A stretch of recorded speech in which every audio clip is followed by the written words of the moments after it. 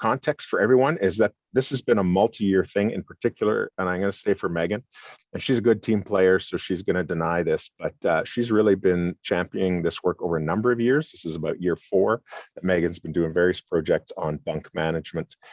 So this particular one, this starting cattle on feed, you'll see the thread came out of 2 different previous projects, the on-farm work of 2020 and also this feed industry survey.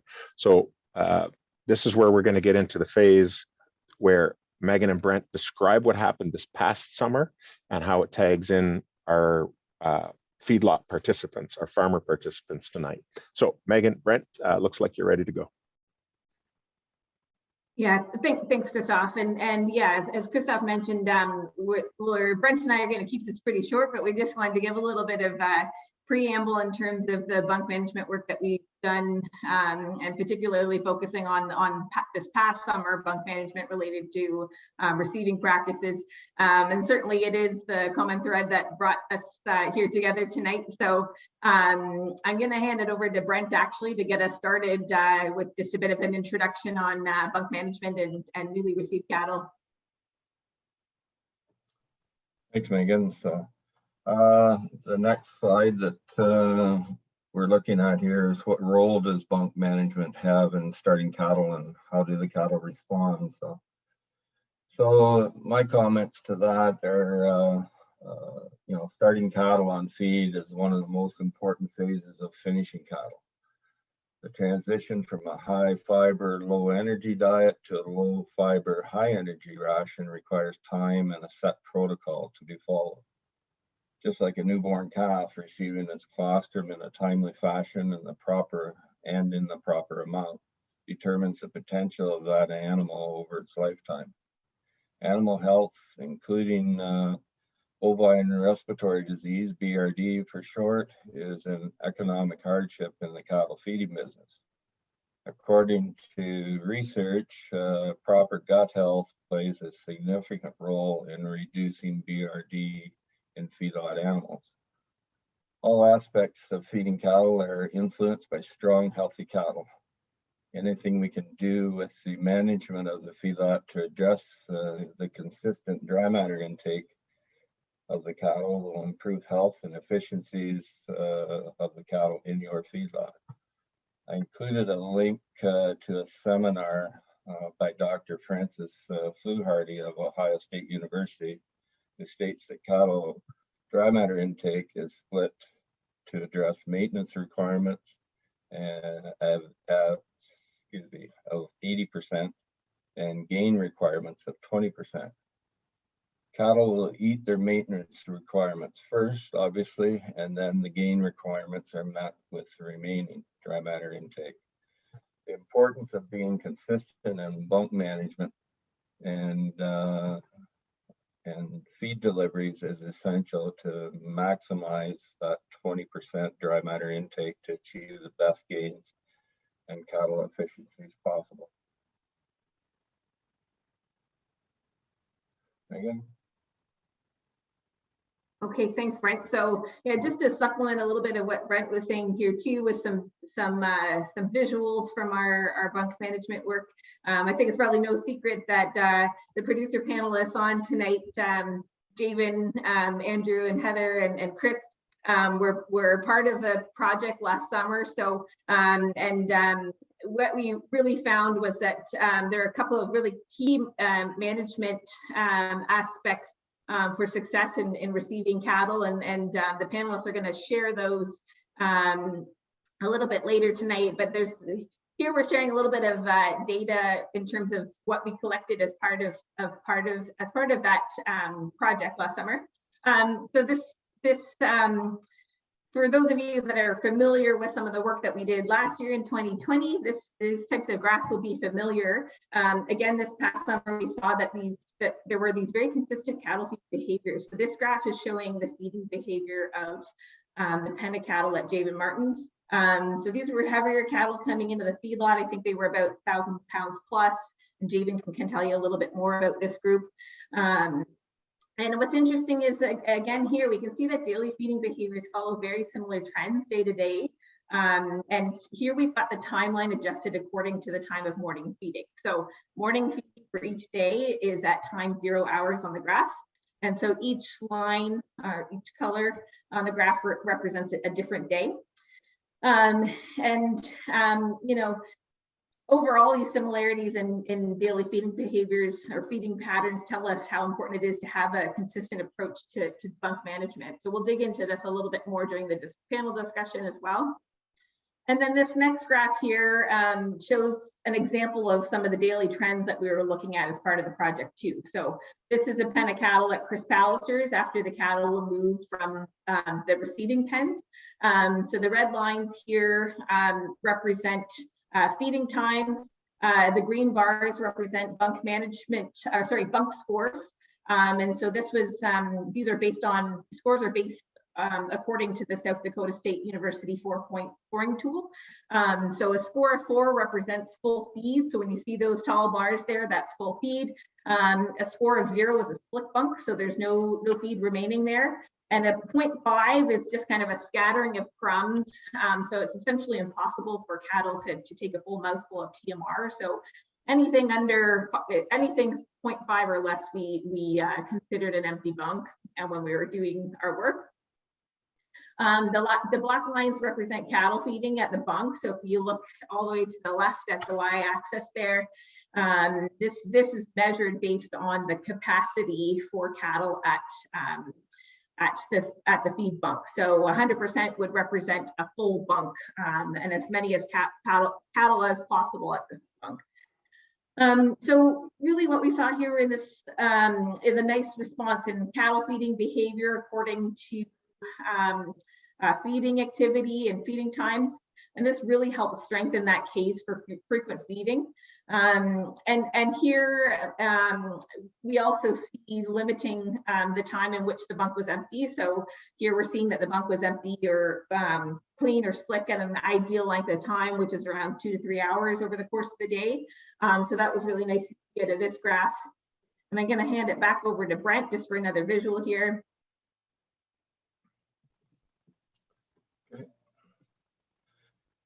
Yeah, the next slide there is a picture of the bunk at the Mitchells. So in Molesworth, so Andrew and Heather Mitchell of Twink Inc.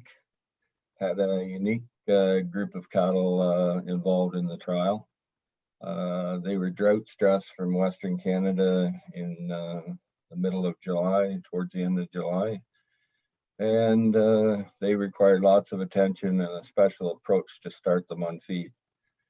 I know Andrew called me a couple days after they arrived, and he was concerned that he couldn't fill them. He said every time he checked the bunk, it was empty. So he was getting a little frustrated. So anyway, he kept feeding the very high fiber ration that he introduced to them.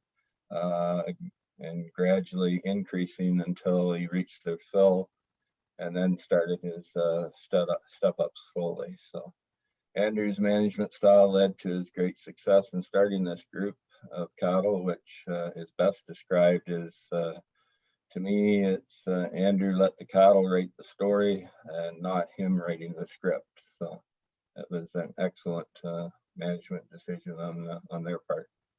Once cattle settled in, they had tremendous dry matter intake of approximately 28 to 29 pounds of a high fiber ration dry matter intake, making up for lost time.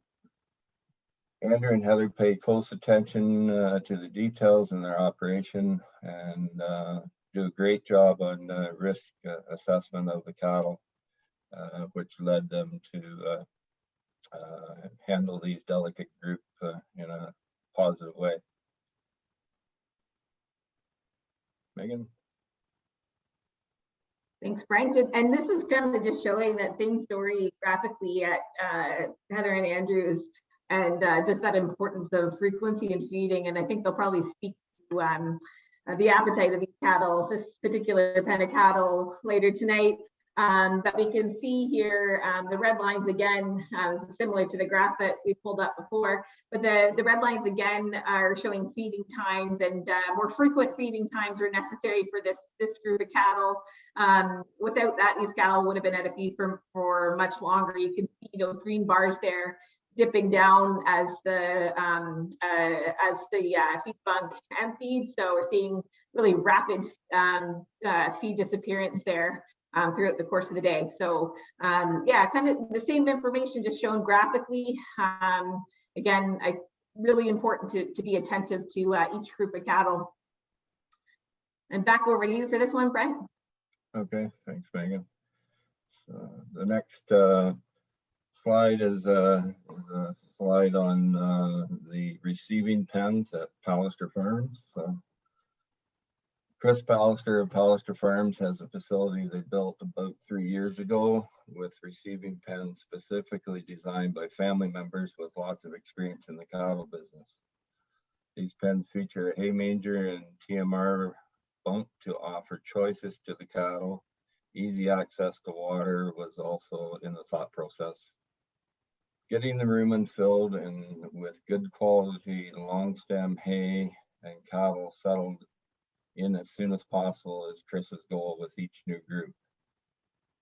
He knows how important this is. So they pay very close attention to details and have extensive records to back up their management decisions. Great practical and functional facility for handling and starting cattle.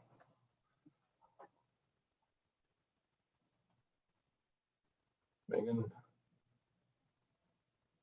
Thanks, Brent. So again, just another way of kind of, well, here we're kind of just showing graphically what we saw out of that hay feeding situation when for the newly received cattle at Pallisters. So here, the orange bars represent cattle feeding at the hay mangers. And in this case, we're counting number of cattle at the feeder. So just to keep in mind what the nature of the data there. And then the blue bars are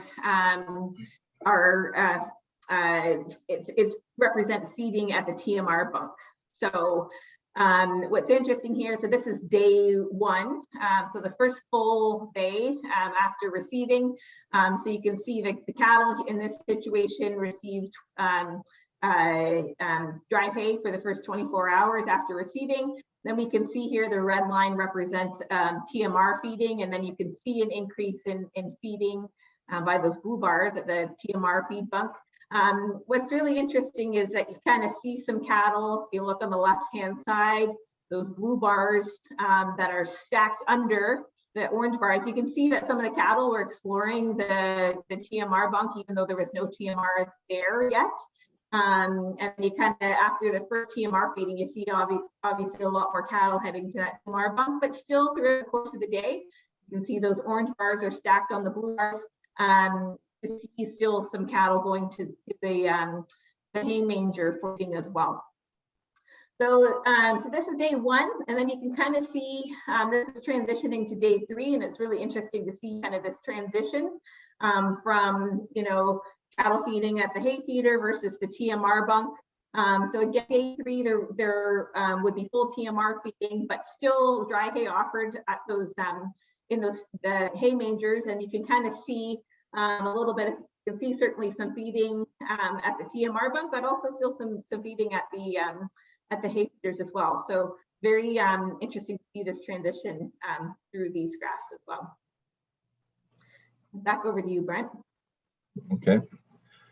Now the next slide shows the shaker box that we use to determine the fiber levels of these various rations on the trial farms. So there's four sieves make up the shaker box, and they're stacked in on top of each other, and then the weight of the feed left in each box is weighed to give you your percentage, of course. So measuring the roughage or fiber levels of the rations. This is a tool that we used for these trials, the shaker box method. As the slide indicates, there are 4 sections.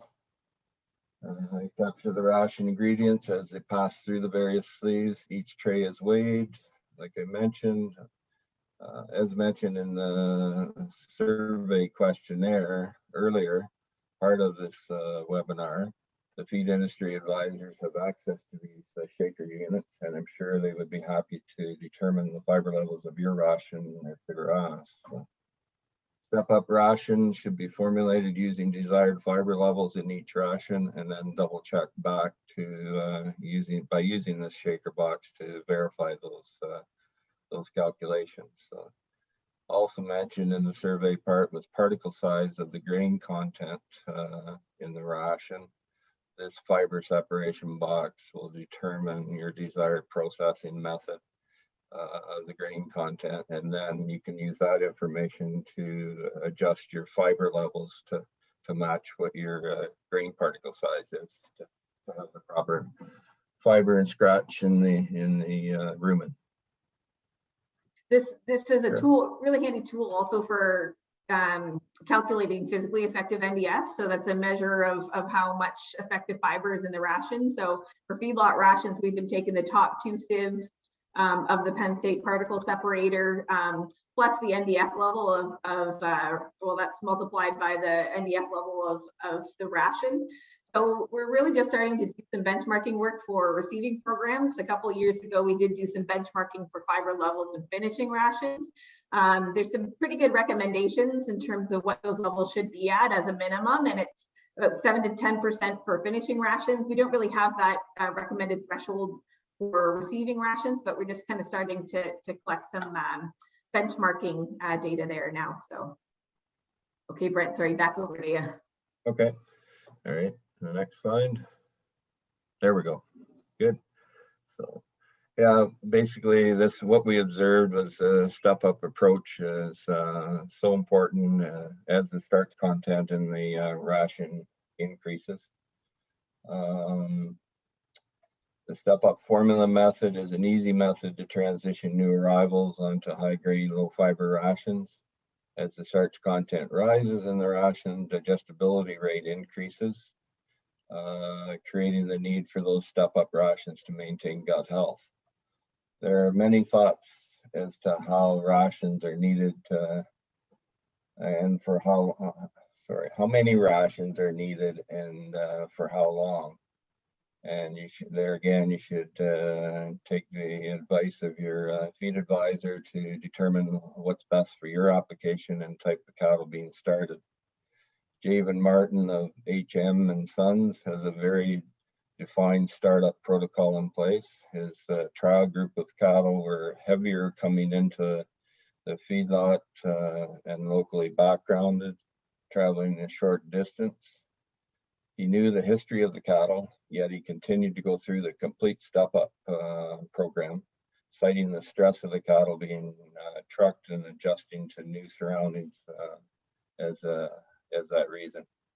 Javen has a close relationship with his team members and uses their expertise to do all the little things properly, such as observing the consistency of the manure in the pens and watching for any digestive upsets. Well-managed operation with records to support decisions made. Megan? Okay, thanks, Brent. And just a few last comments here around, how we were collecting this data and, how we made our observations about bunk management practices for receiving cattle and the year before for finishing cattle. We use Trailcams as a tool for collecting this information on cattle feeding behavior. It was really handy from and we did some bunk scoring, used those images for bunk scoring as well. So that's how we got our data. But they really, so the cameras really were helpful in terms of that data collection, but it's also a good tool to use too if you want to learn as a producer, if you want to learn more about cattle feeding behavior at your feedlot.